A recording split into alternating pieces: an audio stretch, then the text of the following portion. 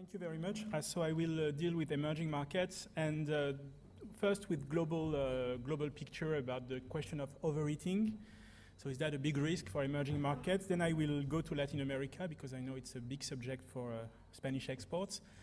Then Asia, emerging Asia. Then Middle East, MENA. And if I have some time, I will finish with my favorite one, which is Russia. So what about overeating? So here you have a picture of not really whether the emerging markets are growing above their potential, but you have just the differential about the growth in 2010 and the average growth before the crisis. And you see that we have a lot of countries that are clearly growing above the average, some countries that are growing under this average.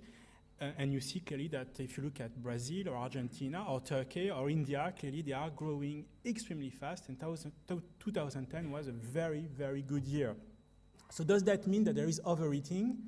Of course, if you want to look at overeating, you have to look at whether inflation is growing and whether, as Claudia mentioned this morning, whether real inflation is clearly going up, and it is in some countries. Whether the current account deteriorate, they do in some countries.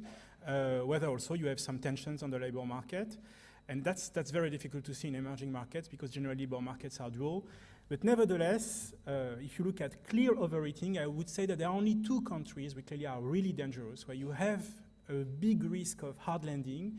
The two champions are Vietnam and Argentina. Vietnam is clearly, there is a problem of current account deficit, of very high growth, a bubble of credit. The central bank is trying to do something, but it's very difficult. And now the big risk is that direct investors, foreign investors, are going out of the country. And so we have some maybe hard landing coming from Vietnam. In Argentina, it's a bit different. No one cares about inflation in Argentina, not the central bank. So everything is okay. But of course, the risk is that clearly you may have a big accident of growth, although everything is hidden by the fact that China is still buying a lot of soya for Argentina. And so you have external help that clearly hides the domestic problems. You have some countries that are overeating, but who are dealing with it. I would name Brazil and Turkey. Also Turkey, it's a little less clear because there are elections coming, but I think that after elections you will see interest rates going up. And in Brazil, clearly you have a central bank that is looking at inflation almost a little too much. But then, of course, it means that the Brazil will know a soft landing.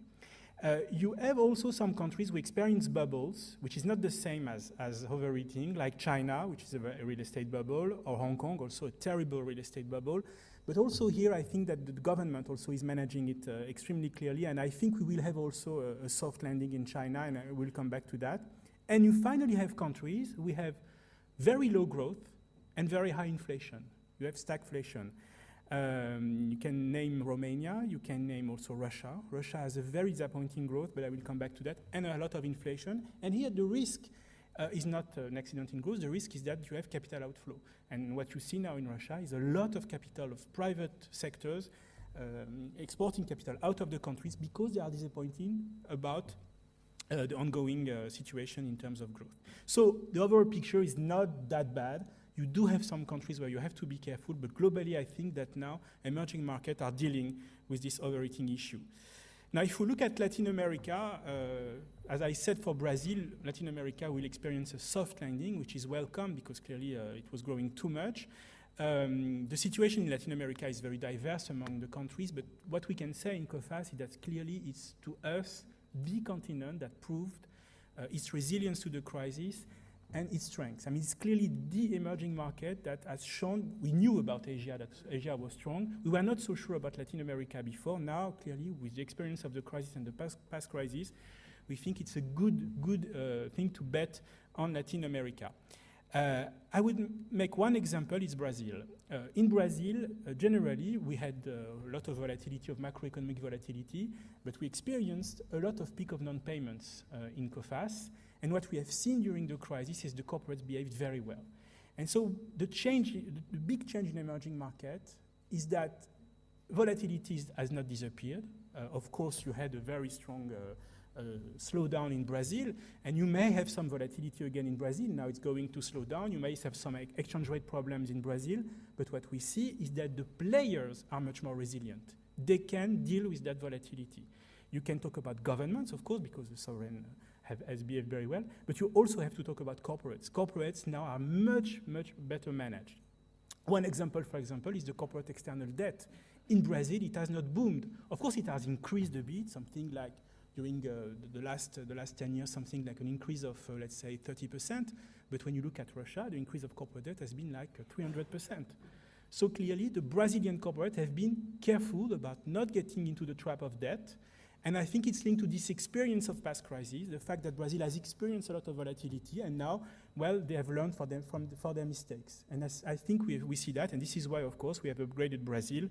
And you see that many countries have been upgraded, like Peru, like Uruguay, where we have an excellent experience.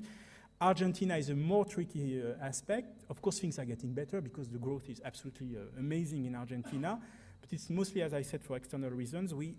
You see that the level of risk in C is still very high, but we have to take into account the fact that the Argentinian growth is pretty strong. We still have some worries about Venezuela. We experience a lot of payment problems in Venezuela, linked to the fact that when oil prices go down, we don't have access to foreign currency, plus the fact that this foreign currency distribution is very difficult to understand. Sometimes some sectors are privileged, some other not, and so, of course, for importance, they have some delays.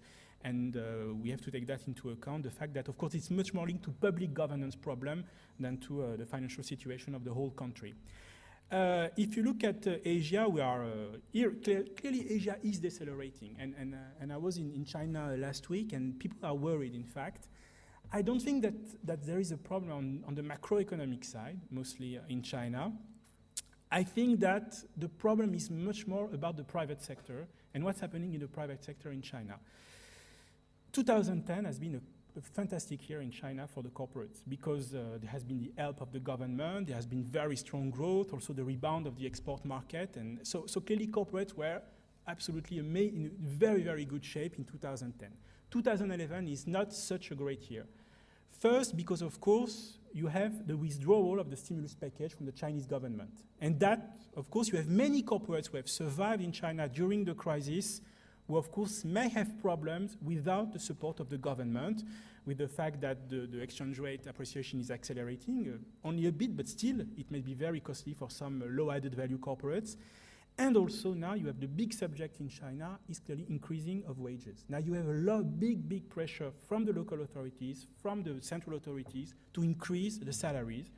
Of course, it has to do with the rebalancing of growth toward consumption in China, but this means that for corporates, it's a new shock. So you have raw materials, you have exchange rate, you have inflation, and now you have salaries. So clearly now corporates are not in such a good shape. Of course, it doesn't have any macroeconomic impact, but because we believe that the slowdown, you see, will be very mild in China, something like 8.8, but globally, the corporates are a little more fragile.